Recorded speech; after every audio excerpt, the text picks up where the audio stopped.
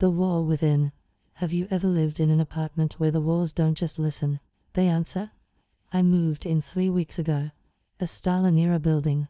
High ceilings. Parquet floors in a herringbone pattern. The real estate agent said, "This apartment has history." Back then I thought she meant the architecture. Foolish.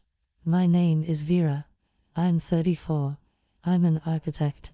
Yes, it's strange that an architect lives in a rented one-bedroom. But that's not the point right now. The problem started on the 4th night. I was lying awake at 2:47 a.m. and I heard a sound. Not a creak. Not a mouse. A sound like someone dragging a fingernail across concrete. Slowly. With pleasure. From the bedroom side. But my bedroom is the whole apartment. A studio. 1 room. Bed. Desk. Kitchen. I sat up. No one. Silence. I lay back down. A minute later, again. Now closer. As if it came from behind my head. From the wall my bed was pushed against. I turned on the nightlight. The wall looked like a wall. Old floral wallpaper. No cracks, no gaps. The next morning I called the landlady. I asked, "Who lives behind that wall?" "The neighboring apartment. According to the floor plan, it's the same studio." "No one for about 5 years," she said. "An old man died. The heirs never moved in." "But the sounds?" I asked. "Old building," she said. "Pipes, wind. You'll get used to it." I almost believed her. A week later, I started writing things down. A notebook with columns. Time, type of sound, duration. 2:47 a.m. Scraping. 3:12 a.m. 3 dull thuds, as if against concrete from the inside. 3:44 a.m. Whispering. Yes, whispering.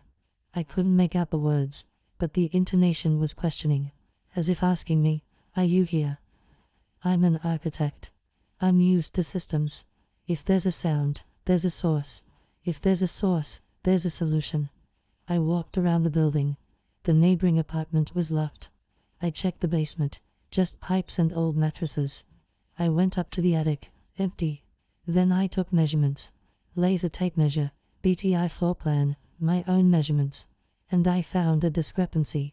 According to the documents, the wall between my apartment and that empty one is 38 centimeters thick. According to my measurements, 58. 20 extra centimeters. A gap. A void inside the wall. I didn't sleep for 2 days. I stared at that wall. I thought, what could be inside? Ventilation. Old wiring. Masonry. Or a niche. Deliberate. Covered with wallpaper and plaster. On the 15th night, I took a hammer and a chisel. I decided, I'll open just 1 square. Just to look. At 3:15 a.m., I raised the tool to the wall. And the sound stopped. Complete silence. Not just silence, a vacuum. I could hear my own blood pounding in my temples. Then I lowered the hammer. And from the wall came a voice. Clear. Female. Not a whisper. Normal volume. "Don't, Vera. There's nothing in there." I recoiled. The voice knew my name. "Who are you?" I asked. My voice cracked. Silence. Then, almost gently, "I am the one who watches from inside. I've been here longer than this building. You just never listened before." I turned on every lamp. The apartment was as bright as day. Are you human? I was. Long ago. Now I am this place's memory. Its conscience. Why are you talking to me? Because you're the first who heard. The first who tried to measure. Others just moved out. I didn't move out. That's what it means to be an architect. You don't run from space. You try to understand it. The next day I bought a voice recorder. And at 3 a.m., I started asking questions. "What's your name?" "Names don't matter. Call me the wall." "Why are you in this building?" "I'm not in the building. I'm in the scene. The place where walls meet and don't align. I was born from a mistake in the plans. The architect was off by 20 centimeters. And those centimeters became my room." She spoke without malice. Almost with a certain sadness. "And what do you do?" "Watch. Sometimes help. Sometimes frighten. So people don't forget. Forget what? That walls are not barriers. They are witnesses. Every argument, every whisper, every tear, it all stays in the air, in the concrete, in the wallpaper. I just make it audible. I fell silent, because I understood. In 3 weeks, I hadn't called my mother once. I'd separated from my husband 6 months ago and hadn't cried since. I worked 16 hours a day. I had turned my apartment into a drafting board and myself into a function.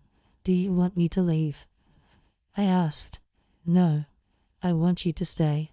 And hear not just me. Who, then? Yourself. At 2:47 a.m. on the 7th night, I woke up because the wall was breathing. Rhythmically. Warmly. Like a large living creature. I wasn't afraid. I walked over. Placed my palm on the wallpaper. And the wallpaper was warm. What's happening? I asked. I will show you what you have forgotten. And then I saw, not with my eyes, with memory, a little girl on a swing. A courtyard. Me at 7. Mom yelling from the window, Vera, come home. But I don't want to. I want to swing higher. Higher than the house. Higher than the sky. Then me as a teenager. Dad died. I don't cry at the funeral. I think, I have to hold it together. I have to be strong. Then university. I'm redrawing someone else's project because theirs is more beautiful than mine.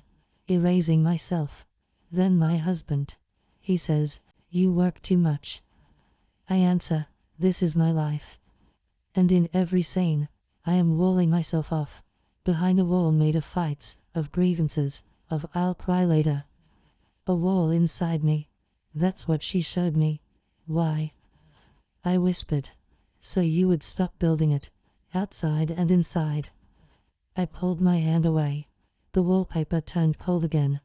I woke up to sunlight. For the first time in a month. I got up, made coffee, picked up my phone, dialed my mother's number. Hello. A sleepy voice. Mom, I missed you. Let's meet on Saturday. Silence. Then a sniffle. Vera, are you crying? A little, I said. But these are good tears. In the evening, I walked to the wall. Stroked the wallpaper. Thank you, I said quietly. There was no answer. But I could have sworn the wall exhaled, just a little. With relief. I didn't move out. I still live there. Sometimes, at 2:47 a.m., I wake up. I listen. But the wall is silent. It did its job. And you, listen to your walls today. Maybe they're trying to reach you too.